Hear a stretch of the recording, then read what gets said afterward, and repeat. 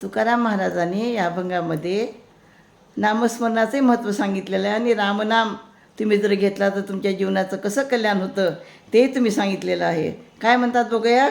न चलवे पंथ वचन नुसता पालवी, शरीर विटंबले वाटे भीक मागावी, न करी रे तैसे आप आपणा, नित्य राम राम तुम्ही सकळही मना, राम मनविता रांडा पोरे निरविशी, पडशी यमहाती जाचवी ती 84, मुखी नाही राम तोही आत्महत्यारा, तुका म्हणे लाज नाही तया गवारा.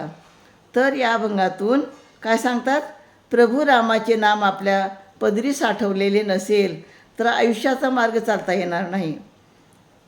शरीराची विटंबना होऊन भीक मागावी लागेल. म्हणून तुम्ही स्वतः राम नामाखेरीज राहू नका. सतत रामाचं नामस्मरण करा, ईश्वराचं नामस्मरण करा. आणि तुम्ही जेव्हा रामनामाचा जप करता तेव्हा तुम्हाला तुमच्या बायकाची मुलाची चिंता राहणार नाही, कारण ते सगळंच तुमच्या जीवनामध्ये चांगल्या पद्धतीने होत राहील. आणि म्हणून तुम्ही कशाला चिंता करता. रामनाम घेतले नाही तर तुम्ही यमाच्या तावडीमध्ये सापडून तुम्हाला यातना भोगाव्या लागतील.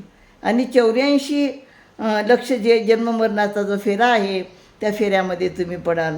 तुकाराम महाराज म्हणतात, ज्याच्या मुखात राम नाही, ज्याच्या मुखात ईश्वराचं नामस्मरण नाही तो आत्महत्यारा आहे. आत्महत्यारा म्हणजे स्वतःचीच तो हत्या करतो. आत्महत्यारा आहे असे जाणा.